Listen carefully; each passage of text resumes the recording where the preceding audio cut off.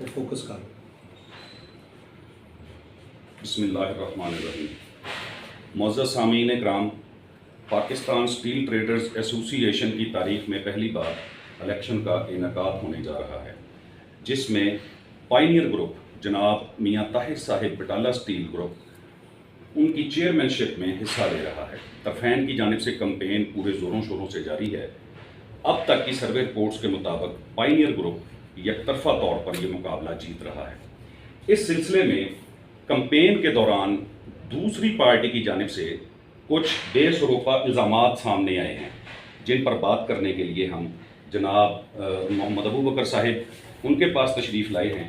उनके साथ हमारे नायब सदर के उम्मीदवार जनाब फ़ारूक आकल साहब भी मौजूद हैं। हम चाहते हैं कि ये बातें हम इनसे क्लियर करें ताकि तारीख़ और रिकॉर्ड की दुरुस्तगी हो जाए। इस सिलसिले में अबू बकर साहब मुझे कह रहे थे कि मैं ये बातें मुअज़्ज़ज़ीन मार्केट की मौजूदगी में दूसरे फ्रीक को सामने बिठाकर भी करने को तैयार हूँ। अस्सलाम वालेकुम फ़ारूक साहब, अबू बकर साहब, क्या हाल है?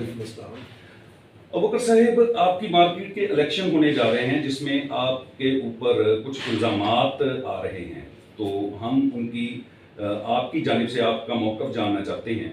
सबसे पहले ये बताएं कि रेलवे की गोदामों की ऑक्शन हुई, आप लोगों ने महंगे दामों गोदाम लिए, फिर वो ऑक्शन कैंसिल हो गई, ये क्या माजरा है? अस्सलाम वालेकुम जी, बिस्मिल्लाहिर्रहमानिर्रहीम। जी, सबसे पहले तो आपने खुद ही बता दिया है कि पायनियर ग्रुप की तरफ से हम इलेक्शन लड़ने जा रहे हैं। तो ये बदामी बाग की तारीख में 40 साल तारीख या इससे भी पहले आप कह सकते हैं, पहली दफ़ा इलेक्शन हो रहे हैं। और ये इलेक्शन होने की वजूहत यही है कि यहाँ पे मामलात लोग अपने मफादात की तरफ ले जा रहे हैं, जिसकी वजह से एक सिलेक्टेड यूनियन की ज़रूरत महसूस हुई और तमाम लोग ने इस पे मियां ताहिर साहब की क़यादत में हमने ये काम शुरू किया और अल्हम्दुलिल्लाह ये हम जीत के इलेक्शन आप लोगों को के लिए खिदमत में हम हाजिर हो जाएंगे। और हमारे यहाँ सिर्फ मोटिव है कि ईमानदारी से मेहनत करना। भाई ने सवाल पूछा कि आप लोगों ने इधर ऑक्शन करवाई और उसके बाद वो रेलवे ने ऑक्शन करवाई और उसके अंदर आप लोगों ने हिस्सा लिया, आपने महंगे दामों प्लॉट लिए और फिर वो बाद में कैंसिल भी हो गए। जी जनाब, ये बिल्कुल ऐसे ही है, पर इसके अंदर डिटेल है कुछ। वो डिटेल ये है कि सबसे पहले तो शायद आप लोगों को इस बात की गवाह होंगे कि जो ऑक्शन हुई है रेलवे की, ये पहली दफ़ा ओपन ऑक्शन और बैनर लगे हैं, बाकायदा ऐलान हुए हैं और सब लोगों ने उसमें जाके हिस्सा लिया। हिस्सा लेने के बाद इन्होंने प्लाट हासिल किए और रेलवे ने एक बड़े अच्छे तरीके से ये ऑक्शन मुनक़िद करवाया। इसके अंदर मैं आपको ये बताता चलूँ कि थोड़ी सी बैकग्राउंड पे कि इस पे इल्ज़ाम हमें लगाते हैं कि 240 में हमने ये ऑक्शन ली है, ठीक है। हालांकि हमारी जो ऑक्शनें हुई हैं वो 150 से लेके 170 रुपये पर स्क्वायर फुट सालाना के हिसाब से हुई हैं, ठीक है। और 2023 में एक प्लॉट है खान कंडे की बैक साइड पे, हसीब साहब हैं, उनके वालिद साहब अमीन साहब हैं, उन्होंने 2023 में 240 के ऊपर प्लॉट हासिल किया। और जिस टाइम उन्होंने ये प्लॉट हासिल किया तो उनको बड़ी ही कबाहतें आई बदामी बाग के उन लोगों की तरफ से जो कि रेलवे को डील करते थे। उनको आप बहुत बेहतर तरीके से जानते हैं, आगे जाके शायद मुझे नाम नहीं लेना पड़े। पर उन लोगों ने उनको काफ़ी परेशान किया, पर उनको वो ऑक्शन मिल गई, वो 240 में हो चुकी थी। उसके बाद अब जब एक साल बाद 2024 नवंबर है समथिंग महीना, 11वां महीना ही है, उसके अंदर हमारी ऑक्शन होती है तो हम जनाब वो ऑक्शन 150 और 170 पे कराने पे कामयाब हो जाते हैं। यानी कि हम रेट को नीचे लेके आए, ना कि ऊपर लेके गए, ठीक है। और वो ऑक्शनें हमारी हो गई। होने के बाद जो हमारी मुखालिफ पार्टी थी जो कि पहले रेलवे को डील करती है, तो उन्होंने जाके 2 ऑब्जेक्शन लगाए रेलवे के अंदर। उन्होंने पहला ऑब्जेक्शन लगाया कि जी यहाँ पे पटरी गुजरती है जिन प्लाटों के ऊपर आपने ऑक्शन की है। सेकंड ऑब्जेक्शन लगाया कि जी वो पहले, बल्कि मैं पहले ऑब्जेक्शन के बारे में उनको बताता हूँ। पहला ऑब्जेक्शन उनका ना रेलवे ने फौरी रिजेक्ट कर दिया। रेलवे ने कहा जी हम 2020 से पिछला रिकॉर्ड निकाल लेते हैं गूगल से और देख लेते हैं कि कब से इधर सड़क पटरी थी और अब उधर क्या है। तो उन्होंने देख के कहा कि भाईजान आप तो उधर कई सालों से, गुज़श्ता सालों से आप उधर लकड़ और सरिया रख के बैठे हुए हैं, ठीक है, आपने उधर इंक्रोचमेंट की हुई है, तो आप कैसे कह सकते हैं कि उधर पटरी है? पटरी तो हम कब से डिस्कनेक्ट कर चुके हैं। वो इनका ऑब्जेक्शन उन्होंने रिजेक्ट कर दिया। दूसरा ऑब्जेक्शन इन्होंने ये लगाया कि जनाब आपका बेंचमार्क 240 है, आप किस सूरत में 150 और 170 में ऑप्शन कर सकते हैं, ठीक है, जिसके ऊपर आके रेलवे वालों को परेशानी हुई और इन्होंने फिर उनको रिकॉर्ड भी निकाल के दिखाए, केस ख़राब किया और रेट को ऊपर उठाने के लिए पूरा जोर लगाया और अपनी ज़िद में ज़ाती मुफाद की खातर, और ज़ाती मुफाद ये था कि ऑक्शन में हमें क्यों नहीं, हमारे थ्रू क्यों नहीं हो रही, ये डायरेक्ट क्यों उन ऑक्शनों में हिस्सा ले रहे हैं। इन्होंने उस वक्त से लेके अब तक पूरा जोर लगा के वो ऑक्शनें कैंसिल करवा दी हैं, ठीक है, और उन्होंने इसके सबूत के तौर पे मैं आपको ये बता देता हूँ कि खान कंडे की बैक साइड वालों को इन्होंने हसीब साहब को कॉल करते हैं, कॉल करके उन्हें कहते हैं कि हसीब साहब आप इधर आएँ और आके रेलवे वालों से बात करें कि जब 2023 में आप मुझे 240 में ऑक्शन कर चुके हैं मेरे प्लॉट की, तो अब 160 और 170 में आप कैसे कर सकते हैं, या तो मेरा रेट भी कम करें, ठीक है, या इनका रेट ख़राब करें। ये कॉल की बाकायदा मलक फैसल साहब ने, ठीक है, और इस बात की मैंने तस्दीक हसीब साहब से ख़ुद की है, ठीक है, जिसके बारे में मैं हलफ दे सकता हूँ, ठीक है। और ये हमारे पर इल्ज़ाम लगाते हैं कि हमने रेट बढ़ाए। जनाब रेट बढ़ाने वाले, रेट ख़राब करने वाले ये हैं। अब आपके सवाल जहन में सवाल आएगा कि भाईजान 160, 50, 70 भी तो रेट ज़्यादा है, तो इस टाइम तो चल रहा है 60 रुपये रेट, तो आपने 150, 60, 70 में कैसे दे दी? तो बजाय इसके लिए भी मैं आपको ये बता दूं कि आज से 2020 में हमारे औकाफ के प्लाटों की ऑक्शन 12 रुपये पर स्क्वायर फुट पे हो गई थी, जबकि आपकी पर मंथ के हिसाब से 4 रुपये स्क्वायर फुट के हिसाब से उस वक्त 4 से 5 रुपये स्क्वायर फुट के हिसाब से पर मंथ चल रही थी, और हमारी 12 रुपये पर स्क्वायर फुट से हो गई थी। तो वजन ये रेट बढ़ते ही है टाइम टू टाइम, जैसे जैसे होता है। हाँ, ये ज़रूर होता है कि कहीं पे आपकी बात बन जाती, कहीं पे नहीं बनती, पर अल्हम्दुलिल्लाह हमने जो किया हम उसका एडमिट भी करते हैं और उसके बारे में सच बोलेंगे।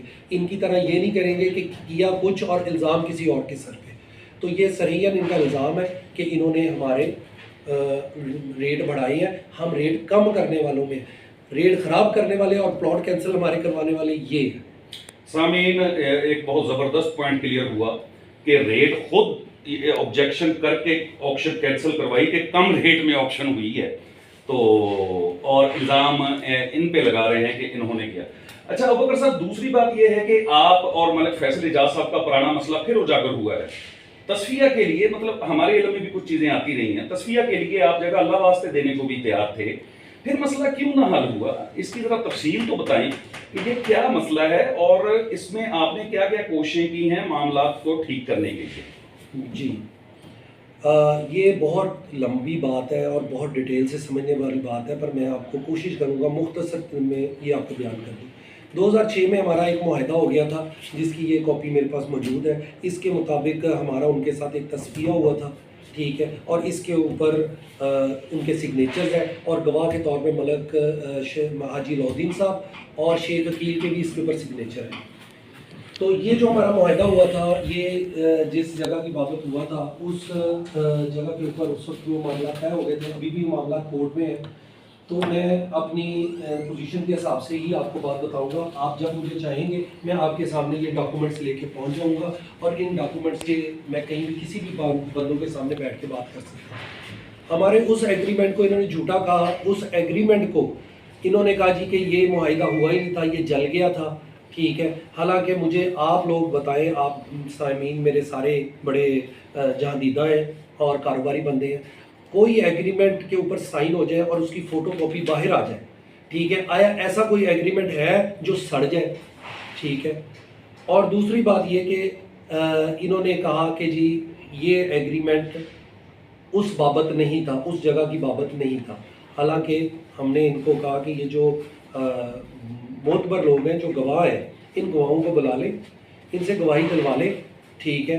तो हमें कोई इतराज़ नहीं है। ये गवाह ज़ाहिर है किसी एग्रीमेंट में इसीलिए डाले जाते हैं, और मैं अपने आप को पेश करता हूँ और इस मामले को सॉल्व भी करना चाहता हूँ और बहुत कोशिशें की हैं सॉल्व करने की, ठीक है। इन गवाहों की मौजूदगी में, ठीक है, हमें ये मसला सॉल्व करना चाहिए। अगर ये गवाह नहीं बैठना चाहते तो इट मीन्स कि ये गवाह अपनी जिम्मेदारी नहीं निभा रहे। हालांकि ये बड़े मुअज़्ज़िज़ हैं, हाजी अलाउद्दीन साहब, शेर वकील साहब, मैं इनसे रिक्वेस्ट करता हूँ कि ये इस मामले को सुलझाने के लिए अपनी यानी कि सलाहियतें बरकार लाएँ, ना कि उन बंदों को जो एग्रीमेंट करके भागते हैं उनका साथ दें, उनको अपनी पार्टी का हिस्सा बनाएं। तो मैं अपनी ये इन बुज़ुर्गों को बड़ी ख्वाहिश है मेरी कि वो इस मामले को हल करें। तो उसके बाद भाईजान ये आगे मैं आपको बता देता हूँ, उसके बाद 18 साल हम इसी तरह बड़े सुलह सफाई से बैठे रहे। 18 साल के बाद 2020 में ऑक्शन होती है।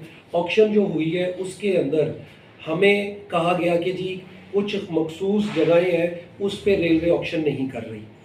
हमने कहा ठीक है, कब होगी जी? कुछ अरसे बाद हो जाएगी। हमें ये कह के लॉलीपॉप दिया गया और खुद ऑक्शन करवा ली। उस ऑक्शन के बारे में भी आपको बता देता हूँ। उस ऑक्शन के अंदर हमें मौत दिखा के बुखार बेचा गया।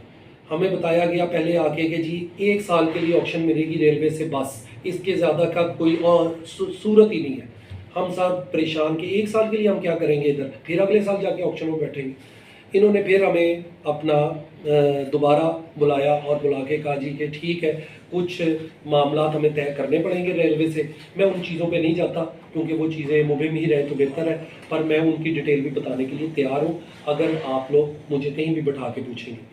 तो इन्होंने अपना मार्केट से उन शराइत के ऊपर, ठीक है, 5 साल की ऑक्शन करवाई, ठीक है, और हमें ये कहा गया कि ये जी हमने बड़ी मुश्किल से करवाई। हालांकि एक लीगल पॉइंट है कि अगर किसी इदारे के अंदर 5 साल की ऑक्शन की सहूलत मौजूद है तो वो सहूलत ईजीली मिलनी चाहिए। हाँ, अगर नहीं मौजूद तो वो बन नहीं सकती।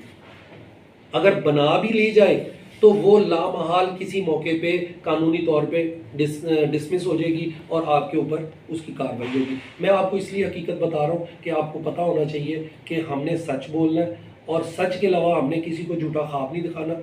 अपनी पार्टी की तरफ से हमने मेहनत करनी है, साफ शफाफ काम करना है और अपने तमाम ताजर भाइयों को इस काबिल बनाना है कि वो खुद जाके अपने मामलात हल करवा सकें और जहां पे उनको रेलवे की तरफ से तकलीफ आए, उनको रेलवे वाले तंग करें, यूनियन वहां पहुंचे, ठीक है, और वो मसाइल फौरी हल करें, ठीक है। हाँ, यूनियन कहती है भाईजान हमें आप पे 100% इतबार है, आप ये पकड़ें और जाएं जाके मामला हल करें, इंशाल्लाह हम करेंगे, ठीक है। पर हमारा ये है कि हम इनको किसी के भी शर से महफूज रखना चाहते हैं।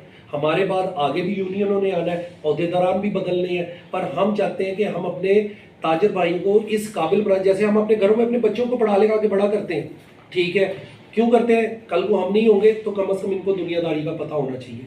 इसी तरीके से हम अपने ताजर भाइयों को चाहते हैं कि हम इनको अपने साथ लेके जाएं, इनके साथ इनके बाजू बने और जहाँ पे इनको मुश्किल पेश है उसका हल निकालें, ना कि इनको अपना बिल्कुल ही मामलात से अलग रखें और इनको किसी के ऊपर इन्हिसार करना नहीं सिखाना। इनको इनके बाजू मजबूत करने हैं ताकि ये मसाइल को हल कर सकें। आपने एक दरखास्त लिखकर सारी मार्केट से साइन करवाकर साहब का यूनियन ऑफिस में जमा करवाए थे।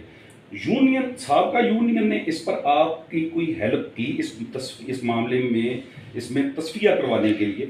दूसरा, आप ये बात शायद हज़फ हो गई उसमें कि आप ये जगह देने को तैयार थे, तो वो क्या मामला हुआ ये? जी जनाब, मैं उसी असल में मैं आपको बताया ना कि बात बहुत लंबी है, बात ज़्यादा, क्योंकि ये 1.5 साल से मसला चल रहा है। एक मौके पे हालांकि उस वक्त हमारे चचा के ऊपर एक नाजायज़ पर्चा भी हो चुका था और इन्होंने उन्हें गिरफ्तार भी करवाया। एक रात उनको जेल में भी रहने दिया और ये रमज़ान का महीना था, जुमे का दिन था अगले दिन, और अगले ही दिन वो झूठा पर्चा रेलवे की तरफ से था। और ये वही लोग थे जो कहते हैं कि हमारे रेलवे के साथ बहुत ताल्लुकात है, ठीक है, हमारे पास रेलवे की बहुत एक्सपर्टीज़ है। तो एक्सपर्टीज़ ये है कि अपने ताजर भाइयों के ऊपर जाली पर्चे करवाए जाए, ठीक है, और अपनी मर्ज़ी के उनसे फैसले लिए जाए। और वो पर्चा अगले दिन ही खारिज हो गया था और झूठा पर्चा था। पर्चा क्या था कि जी इन्होंने नक्शा, हमारा एक गुमू है, मैं वो भी आपको पेश कर सकता हूँ कि हमारा नक्शा गुम हुआ है और वो नक्शा जो है वो हमने देखा है अरशद साहब के पास और वो लोकल कमीशन को जमा करवा रहे थे। वजह जिसने पर्चा वो नक्शा चोरी करना है उसने लोकल कमीशन को जमा करवाना है और इन्होंने ये कहा था कि नक्शा गुम हुआ है, हमें नहीं पता चोरी हुआ कि नहीं हुआ, और देखा हमने इनके पास है। वो जब हमने पेश किया अदालत में तो वो साइट प्लान है जो कि हमारी मलकियत है और वो अदालत में जमा हुआ है, ठीक है। और अदालत के हमारे पास अटेस्टेड कॉपीज़ हैं, वो जब आप चाहें हम आपको दिखा सकते हैं, ठीक है। तो वो पर्चा भी खारिज हो गया, ये वाक़या भी हो चुका था। उसके बाद भी हमने इनके साथ सुलह की कोशिश की, हमने अपने बुज़ुर्गों को बिठाया, मियाँ ताहिर साहब और हाजी अलाउद्दीन साहब। मियाँ ताहिर साहब ने कहा जी कि वो पार्टी मैं क्योंकि सुलह पसंद था, मैंने कहा जी ये नया उठाएं, हमें कोई इतराज़ नहीं है। मियाँ ताहिर ने कहा जी कि ये इन्होंने झूठा नया उठा जाना, ठीक है। और अगर किसी, बल्कि उन्होंने बात ऐसे की थी कि अगर किसी ने झूठा नया उठा दिया तो फिर मेरे लिए मुश्किल हो जाएगा उस नया में बैठना। तो उन्होंने कहा कि ये बात आप नया पे ना ले जाए। हाजी अलाउद्दीन साहब ने कहा जी, मैं थोड़ी सी बात खोल ही देता हूँ। हाजी अलाउद्दीन साहब ने कहा जी अपना फैसल से के बारे में मैं कुछ कह नहीं सकता, पर मलिक इजाज़ साहब ऐसा नहीं करेंगे। तो हमने कहा हाई साहब आप जाएं और बात करें, अगर मामला हल हो जाए। हाई साहब हमारी खातर गए हैं, बिल्कुल गए हैं। आके इन्होंने हमें पैगाम दिए, 2-3 स्टेटमेंट दिए हैं। पहली स्टेटमेंट उन्होंने दी कि जी उन्होंने मेरे सफ़ेद बालों का हया नहीं किया, और दूसरी स्टेटमेंट दी उन्होंने हमारे बुज़ुर्गों ने कि जी वो हो सकता है कि वो नया में कुछ भी कर जाए, ठीक है। तो इसलिए ये मामला इस तरह तय होता नज़र नहीं आ रहा। तो मेरे पास अब हल कोई नहीं रह गया था। मुझे बुजुर्गों ने कहा यार बेटा इसको ना मार्केट की खातर ना इसको मसले को हल कर दो। मैंने कहा ठीक है भाईजान, आप बुजुर्ग हैं, और इसके गवाह हाजी अलाउद्दीन भी हैं, मियाँ ताहिर साहब भी हैं और मौके पे मौजूद थे। मैंने उन्हें कहा जी ठीक है, आप ना मैं उनका वज़ू करवाता हूँ, ना मस्जिद घुसाता हूँ, ना मैं उनका हलफ उठवाता हूँ, ठीक है, ना कुर्बान उठाता हूँ, और उनसे सिर्फ ना 10-12 सवाल, 8-10 सवाल करूँगा। आप वो सवालों के जवाब सुन लीजिएगा और उसके बाद जो दिल कीजिएगा वो फ़ैसला कर दीजिएगा। उन्होंने कहा कि फिर हम अगर जगह उनको दे दें। मैंने कहा जी आपकी मर्ज़ी। हाजी अलाउद्दीन साहब ने मुझसे ये तक क्लियर किया कि ये मामला जो है ये फिर अगली ऑक्शन में भी नहीं आप उठाएंगे, उसमें भी ख़राब नहीं करेंगे, ये वंस एंड ऑल ख़त्म होना चाहिए। मैं कहा भाई साहब जब ज़बान कर दी तो ज़बान कर दी, ठीक है। इन्होंने कहा जी ठीक है, ये तो फिर मसला हल हो गया। मैं कहा जी बस सिर्फ मैं एक कहूँगा बात के उस परिया के अंदर जिसमें हम बैठे हैं, तो मैं एक बात करूँगा कि जी सबको सच बोलना चाहिए, अल्लाह को हाजिर नाजिर जान के। इन्होंने कहा ये तो कोई बात नहीं, अल्लाह तो हर टाइम हाजिर नाजिर होता है। इन्होंने उसी वक्त फ़ोन किया मलिक फैसल को, मियाँ ताहिर साहब ने, और फ़ोन करके उन्हें बुलाया कि भाई हमने आपका मसला हल कर लिया है। हम बैठे थे उस वक्त मियाँ ताहिर साहब के गोदाम में, हाजी अलाउद्दीन साहब भी, और हाजी अलाउद्दीन साहब उसी दिन ही होके आए थे। ये एक दिन की मैं सारा वकूआ बता रहा हूँ। तो मलिक फैसल साहब को कहा कि जी मसला आपका हल हो गया, आप आ जाए, कल आप आएंगे। उन्होंने कहा जुमे वाले दिन हम आते नहीं, पर हम आ जाएंगे। उन्होंने कहा ठीक है आप आ जाए, और ये मसला आपका हमने हल कर लिया, मैं और हाजी अलाउद्दीन साहब ने। मलिक फैसल साहब ने आगे से एक पॉइंट उठाया कि जी मैं ये हैदर के बगैर मसला हल नहीं करूँगा, ठीक है। तो मुझसे पूछा गया उन्होंने, मैं फ़ोन के दौरान ही, मैंने कहा जी मेरे शेख हैदर साहब का वो इतराज़ात मैं आपको थोड़े से बाद में बताता हूँ। मैंने कहा जी मुझे शेख हैदर साहब पे कोई इतराज़ नहीं है, पर मलिक फैसल साहब ने उनको बहुत ज़्यादा फीड किया हुआ है और मैं नहीं समझता कि वो फ़ैसला सही कर सकेंगे, ठीक है। उन्होंने कहा बेटा नहीं फ़ैसला तो हमने करना है। मैंने कहा ठीक है आप बुला लें, मुझे क्या एतराज़। इन्होंने मलिक शेख हैदर साहब को, मलिक फैसल साहब को कहा कि शेख हैदर साहब को आप बुला लें, हम भी फ़ोन कर देते हैं। हमने शेख हैदर साहब को फ़ोन किया, शेख हैदर साहब का फ़ोन बिज़ी जा रहा था, मलिक फैसल की शायद बात हो रही थी उस वक्त। उसके बाद थोड़ी देर बाद शेख हैदर साहब की कॉल आ गई। शेख हैदर साहब को हमें समझ लग गई, क्योंकि शेख हैदर साहब ने जो बात की उससे साफ पता लग गया कि मलिक फैसल साहब ने शेख हैदर साहब को फीड कर दिया, और अब शेख हैदर साहब उनकी बात ज़बान बोल रहे हैं। शेख हैदर साहब ने, मियाँ ताहिर साहब ने उन्होंने कहा जी मसला हल हो गया है, हैदर भाई आप इधर आ जाएँ और मसले को हम निपटा लें। तो शेख हैदर साहब ने कहा कि जी ये मामला ना यूनियन ऑफिस में हल होगा, उसके अलावा हल नहीं होगा। तो मियाँ ताहिर साहब ने बहुत रिक्वेस्ट की कि आप इधर आ जाए, मेरे दफ्तर और आपके दफ्तर में कोई फ़र्क नहीं है। हाजी अलाउद्दीन साहब ने मुझे कहा कि बेटा उधर चले चलें। मैंने कहा जी नहीं, उधर मैं नहीं जा सकता, उसकी वजूहात है, तो आप इन्हें जवाब दे दें। फिर अगर इस तरह मसला हल करना है, जबकि मैं इतने अपने ऊपर ज़ब्त करके और अल्लाह को बड़ा जानते हुए मैं ये चीज़ मामला सॉल्व करने के तैयार हूँ, तो वो लोग हमें तस्दीक करना चाहते हैं तो तस्दीक करके कोई काम नहीं होता। तो उन्होंने फिर शेख हैदर को कह दिया कि जी ये मामला जब दूसरी पार्टी मानेगी तब हल होगा, तो फिर देख लेंगे। फ़ोन बंद हो गया। मुझसे हाजी अलाउद्दीन साहब ने पूछा, बेटा क्यों नहीं आप गए, उधर चले जाते, मसला हल हो जाना था। मैंने कहा भाई साहब, हैदर साहब लोकल कमीशन के दौरान विज़िट किया इन्होंने उसी दिन जिस दिन लोकल कमीशन आया हुआ था हमारे गोदामों पे। मेरे दोस्त अहबाब भी बैठे थे, फारूक साहब भी उधर थे गवाह के तौर पे, अहमद साहब भी मौजूद थे, अपना मेरे चचा भी मौजूद थे और कई दोस्त अहबाब मौजूद थे। शेख हैदर साहब ने आके गाड़ियाँ हमारे गोदाम में खड़ी की हैं और सीधा गए हैं मलिक फैसल साहब के गोदाम में। उधर जाके लोकल कमीशन के अंदर गवाह बने हैं, नहीं बने, कोशिश की नहीं की, अलबत्ता उधर मिले हैं और उधर से मिल के सीधा गाड़ियों में बैठे हैं और चले गए हैं। ना हमसे मिले या ना हमसे सलाम दुआ की है, हमने उन्हें कोई बुरा भला कहा था, बल्कि हमने तो दरख्वास्त पेश की थी उनको कि भाईजान ये दरख्वास्त है, इस पर मसला हल करें, और उन्होंने हमारी दरख्वास्त पे कोई अमल नहीं किया। फिर हमें वो दरख्वास्त साइन करवानी पड़ी, आधी मार्केट से ऑलमोस्ट साइन करवाई, मेरे पास पड़ी है, मैं आपको दिखा दूंगा, साइन भी है। और उसमें भी एक पॉइंट है, मैं आपके इल्म में, हमारे मोहतरम शेख हकील साहब, उनके पास भी वो दरख्वास्त की, दरख्वास्त में जस्ट लिखा हुआ था, मैं आप लोगों को पेश कर सकता हूँ। दरख्वास्त में सिर्फ इतना लिखा हुआ था कि दो भाइयों के दरमियान, दो हमसायों के दरमियान, दो ताजिर भाइयों के दरमियान मसला हुआ है, इसको अफाम तफहीम से हल कर दिया जाए, बस ये लिखा हुआ था। और इसके बारे में शेख हकील साहब ने नैरेटिव ये दिया कि जी मैं इस पर साइन नहीं कर सकता। हमने पूछा शेख साहब ये तो एक सादा सा दरख्वास्त है शेख हैदर साहब के लिए कि मसले को हल करें, इसमें आप क्यों नहीं साइन कर रहे हैं, आप क्या भाइयों की लड़ाई देखना चाहते हैं? शेख हैदर नहीं यार ऐसी कोई बात नहीं है, मैं शेख हैदर से पूछे बगैर, शेख हकील साहब ने कहा मैं शेख हैदर से पूछे बगैर इस पर साइन नहीं करूँगा। भाईजान ये बात हुई और उसके बाद वो दरख्वास्त शेख हैदर के पास गई है, ठीक है। उसके बाद हमारी एक मीटिंग हुई है, मियाँ ताहिर साहब और शेख उस्मान साहब भी उसी मीटिंग में थे, और उस मीटिंग के अंदर मलिक फैसल साहब न्याय देने के लिए तैयार थे। मैं किसी भी बात का झूठ और या छुपाऊंगा नहीं, पर मैंने फिर मलिक फैसल साहब को कहा था कि अगर मैं न्याय लूँगा तो मलिक इजाज़ साहब का लूँगा। और उसके बाद फिर वो वकूआ हो गया मियाँ ताहर और हाजी अलाउद्दीन मियाँ ताहर साहब के गोदाम में, ठीक है, जहाँ पे मैं अल्लाह वास्ते देने के लिए तैयार हो गया था, ठीक है। तो इसलिए वो मामला इस वजह से नहीं हो सका। भाईजान जब एक बंदा अल्लाह वास्ते की कदर नहीं करता तो क्या अल्लाह ताला खुश होता है कि हम बार बार उसके पास जाते रहे और कहते रहे? मैं फिर भी गया, उसके बारे में मैं आपको डिटेल बता देता हूँ, पर ये बात इधर ख़त्म करते हैं, आगे सवाल ले लेते हैं। बकर साहब, आपका अहमद ब्रदर जनाब अकमल साहब के साथ भी कोई मामला हुआ है? जी बिल्कुल, अकमल भाई मेरे बड़े अच्छे हमसाए थे, हैं और रहेंगे, ठीक है। पर कुछ लोगों ने उनको डिसीव किया, उनको गलत पटरी पे चढ़ाया, क्योंकि उनके साथ भी एक मुआहदा हुआ था और बाकायदा हमने मुआहदे के साथ पेमेंट की थी, एग्रीमेंट हुआ था, सिग्नेचर हुए हैं, मेरे पास कॉपीज़ क्या असल स्टाम्प तक पड़े हैं, ये मैं सबूत के तौर पे काम बात बता रहा हूँ, तो मेरे पास स्टाम्प पेपर तक पड़े हैं, ठीक है। अब अकमल साहब उस स्टाम्प पेपर को मानते ज़रूर है, पर कहते हैं कि जी उस एग्रीमेंट पे मैं पूरा नहीं कर सकता, आप मुझे उसमें माफ़ी दे दें, ठीक है।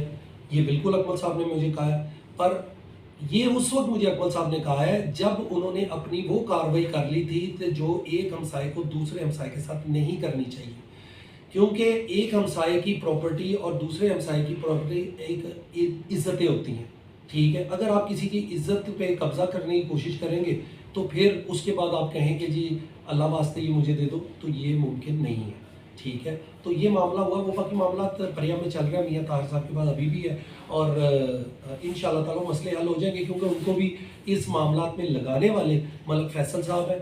और मैं अकमल भाई से अभी भी रिक्वेस्ट करूँगा कि बहुत अच्छे हमसाए हैं, हमें ये मामला फामो तफहीम से हल करना चाहिए और इन शरपसंद लोगों से हमें बचना चाहिए, क्योंकि ये मार्केट को आपको पता है, ठीक है, कि मार्केट को ख़राब, आप मुझे भी जानते हैं, आपकी मेरे साथ कमिटमेंट्स भी हैं, आप मेरे साथ हमसाए भी हैं, ठीक है, पर आपको पता है कि आपको किसने इन कामों में लगाया है। और मैं अल्लाह से दुआ गो हूँ कि आप इन मामला से पीछे हट जाए और उन शरपसंद लोगों को पहचाने और अफाम तफहीम से बैठ के इस मसले को हल करें।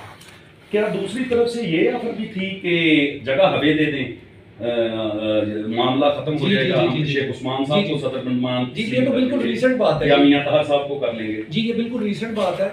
ये इसको इस पार्टी ने इतना इशू बनाया कि ये ऑफर तक दे दी कि अगर ये वाला मामला अल्लाह वास्ते फिर से हल हो जाए तो हम शेख उस्मान को सदर मान लेंगे। भाईजान वही शेख उस्मान साहब है, ठीक है, जिस पे एतराज़ है वही शेख उस्मान, अगर वो ये काम कर लें तो कबूल है, और यही शेख उस्मान है। अच्छा, आपको एक बहुत और शेख उस्मान की मैं प्लस पॉइंट बता दूं।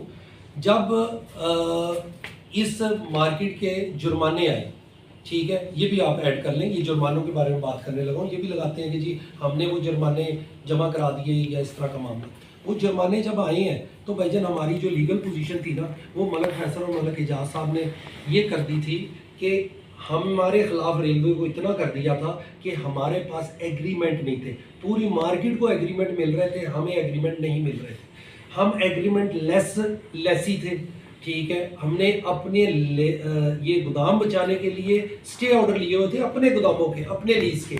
इन्होंने हमें वहां से ये तक थ्रेट दिलवाया कि जी आपके लीज कैंसिल हो जाएगी, और ये ऑन रिकॉर्ड बातें मैं कर रहा हूँ, और वो एग्रीमेंट हमें इशू नहीं होने दे रहे थे, ठीक है। हमने शेख उस्मान साहब को रिक्वेस्ट की जब ये जुर्माने आए, हमने कहा शेख साहब हमारी पोजीशन बहुत नाजुक है, ठीक है, हमारे ये 2 गोदाम है, इनके खिलाफ रेलवे है, मलक फैसल साहब के साथ हमारा इशू चल रहा है, तो ये मेहरबानी फरमा के हमें बताएं हम क्या करें। उन्होंने तो एक बहाना चाहिए, उन्होंने हमारे लीज कैंसिल कर देने, उन्होंने कहना इन्होंने जुर्माने नहीं जमा कराए, एक लम्हा लगना है। हम तो एग्रीमेंट होल्डर भी नहीं है, अदालतों में इन्होंने कहा हुआ है कि इनके पास तो एग्रीमेंट नहीं है, ठीक है, रिटन मौजूद है, और हम तो स्टे ऑर्डर के ऊपर इधर बैठे हैं, ठीक है, वरना तो हमारे ये गोदाम भी कैंसिल समझे।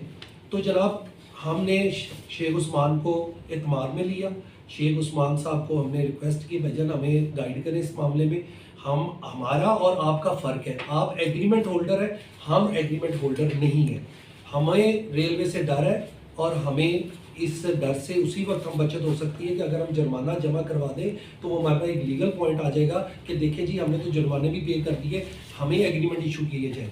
और जनाब अल्हम्दुलिल्लाह हमने वो जुर्माने जमा कराए, शुक्र अल्हम्दुलिल्लाह, क्योंकि उसके बाद हमें एग्रीमेंट मिले हैं, ठीक है, और वो एग्रीमेंट अब हमारे पास मौजूद है, ठीक है। और इनका रिकॉर्ड के तौर पे कि हमारे पास एग्रीमेंट नहीं थे उस वक्त, इन्होंने अदालतों में कहा हुआ है, लोकल कमीशन में बयान दिया हुआ है, मैं वो सबूत के तौर पे पेश कर सकता हूँ। तब हमने जुर्माने जमा कराए और हम आप लोगों के स्टेटस के बराबर पहुँचे। जनाब अबू बकर साहब, इस सिलसिले का आखिरी सवाल, कहते हैं कि दोस्त बदले जा सकते हैं, हमसाये नहीं बदले जा सकते। आपके बुजुर्ग हाजी मोहम्मद अनवर साहब, आपके चचा हाजी मोहम्मद अरशद साहब फैसलाबादी, इनकी साख से सभी वाकिफ़ हैं। बुजुर्ग हमेशा कोशिश करते हैं कि अपने बच्चों के लिए आसानी पैदा करके जाएं। 75-80 साल की उम्र में कोई बुजुर्ग नहीं सोचेगा कि मैं अपने बेटे के लिए कोई दुश्मनी विरासत में छोड़ के जाऊं, कोई लड़ाई छोड़ के जाऊं। इस मसले को ख़त्म करने के लिए, इस मसले को के हल के लिए आप, अगर कहा जाए आपको, आप फिर कहीं बैठने को तैयार हैं मार्केट की मोअज़्ज़िज़ीन की मौजूदगी में? अगर मार्केट के मोअज़्ज़िज़ीन कहेंगे अबू बकर साहब ये मामला हम हल करवा देते हैं, आप जाने को तैयार हैं? जी, और अपनी ऑफर्स जो आप माजी में दे चुके हैं मैं जी बिल्कुल, मैं एक वो वाकया जब अल्लाह वास्ते जगह को दिया जा रहा था कि यार मैं अल्लाह को हाजिर नाज़र अल्लाह से डरते हुए रवाना करता हूँ, तो वो वाकया आपको बता दें। उसके बाद रेलवे ने एक मौके पे हमें बुलाया, ये उसके बाद का वाकया, मुझे अकमल को, चचा को और मलक फैसल मलक एजाज को बुला के उन्होंने समझाया, ठीक है, समझाया कि आप लोगों के इशू की वजह से पूरी मार्केट का नुकसान हो जाना है, ठीक है, आप अपने मामला सुलझा लें, आपको ये बहुत मामलात नुकसान करेंगे, फाइनेंशियली भी और अखलाकी तौर पे भी और मार्केट के लिहाज से भी। तो जब मुझे ये थ्रेट मिला तो मैंने मियाँ तार साहब को फ़ोन किया, और उन्होंने हमें 1 डे का उस टाइम नोटिस दिया था रेलवे की तरफ से कि आप मामला सुलझा लें। मैंने मियाँ तार साहब का, मियाँ तार साहब हमारी वजह से मार्केट का कोई नुकसान मैं देख नहीं सकता और मैं चाहता भी नहीं हूँ, पर मामला इज्जत की वजह से कि एक बंदा मान ही नहीं रहा और झूठ बोल रहा है और ये पुराने एग्रीमेंट्स को डिसऑन कर रहा है और इनके ऊपर झूठे नियाद देने के लिए भी तैयार है। तो जनाब मैंने मियाँ तार साहब को कहा, मियाँ साहब मैं नहीं चाहता, तो इसके लिए अब मुझे गाइड करें। उन्होंने कहा बेटा आप बेहतर समझते हो, आपकी सोच बहुत अच्छी है, आप मार्केट का नुकसान नहीं चाह रहे, तो आपको चाहिए कि आप कोई अच्छा फैसला करें। मैंने कहा मियाँ साहब फिर मैं तो यही सोच सकता हूँ कि मैं उसके बाद खुद चल के चला जाता हूँ अपने हमसाये के पास और उनसे रिक्वेस्ट करता हूँ। हम अकमल के पास भी गए, रिक्वेस्ट की, मलक फैसल के पास, अकमल ने बहुत अच्छा रिस्पॉन्स दिया उस दिन भी, ठीक है। मलिक फैसल के पास गए हैं। मलिक फैसल को जब ये अल्फाज कहे मैंने कि जी मार्केट का नुकसान हो जाएगा भाई, मैं इसलिए आपके पास आया हूँ खुद चल के, तो मलिक फैसल साहब के अल्फाज थे भाई इस मार्केट का नुकसान होना चाहिए, ठीक है, जिन्होंने हमारी इतने साल की खिदमत नहीं देखी और खिदमत नहीं देखी और इनका नुकसान होता है हो, ठीक है। और खिदमत क्या थी वो अगले पॉइंट पे फारूक भाई बताएंगे, पर मैं अपनी पहले बात कंप्लीट करता हूँ। इन्होंने कहा जी कि हमारे इतने अरसे की उन्होंने खिदमत नहीं देखी और इनका नुकसान होता हो जाए। मैं कहा नहीं फैसल भाई ऐसे नहीं है, हमें ना मामले को हल करना है, तो हम इसको हल कर लें तो उसी में बेहतर है, उसी में इज्जत है और मार्केट की भलाई भी उसमें है। तो वहीं बैठे बैठे मेरे जहन में एक बड़ा ही अच्छा और नेक ख्याल आया और नेक हल आया। मैं लाइव आपको ये बताने लगा हूँ और आप लोगों को ताकि ये पता लगे कि ये लोग किस नेचर के हैं और ये क्या चाहते हैं और हम किस नेचर के, हम क्या चाहते हैं। हम सुलह सफाई और मामला तो हल करना चाहते हैं और ये सिर्फ अपनी ज़िद पे अड़े हुए हैं। तो जनाब मैंने उन्हें कहा भाईजान आप ये बताएं कि ये मामला जो है आप क्या समझते हैं, हम दोनों जितना मर्जी भाग लें, आया ये मामला अल्लाह के सिवा कोई और हल कर सकता है? हाँ आपका जोर हुआ, हमारा जोर हुआ, हल तो अल्लाह की मर्जी से होना है ना। इन्होंने कहा जी बिल्कुल ये मामला हल तो अल्लाह की मर्जी। मैं कहा भाईजान आपका ईमान बिल्कुल सही मुसलमानों जैसा है, तो अगर आपको ये यकीन है कि ये मामला अल्लाह नहीं हल करना है तो हम अल्लाह पे छोड़ देते हैं। इन्होंने कहा जी ठीक है कैसे आप बताएं। मैंने कहा मुझे एक दिन दें। मैंने कहा ठीक है एक दिन में आप ले लें। मैंने कहा मेरे आज में जो आइडिया है मैं अपने बुजुर्गों से ज़रा उसकी तस्दीक कर लूँ और फिर आपसे शेयर कर लूँगा। इन्होंने जी कल मैं आपकी तरफ आऊँगा। इन्होंने बड़ा अच्छा हमें उससे रिस्पॉन्स दिया। मैं इनके पास जाके चाय पी है, ये मेरे पास अगले दिन आ गए। अगले दिन हमारे गोदाम में बैठ के हमने चाय पी है, ठीक है। इन्होंने पूछा जी फरमाए क्या हल सोचा। मैंने कहा भाईजान आसान सा हल है, ठीक है। अल्लाह को हाज़िर नाज़िर जानते हुए मैं दिली तौर पे कहता हूँ कि हम परिया के सामने कुरा डाल लेते हैं, ठीक है, और उस कुरे के अंदर भी इनकी ही जीत थी, हमारी जीत नहीं थी। अब आप पूछे कैसे। मैंने कहा कि अगर कुरा निकल आया आपकी सड़क का कुरा निकल आया तो भाईजान आप उस पर दीवार कर लें, आप उसे गोदाम पे शामिल कर लें, हमें कोई इतराज़ नहीं है, ठीक है। इवन हमने इन्हें कहा कि हम आपका साथ देंगे और फौरी उसमें अमल दरामद कराएंगे, तमाम अपने केसेस वापस ले लेंगे।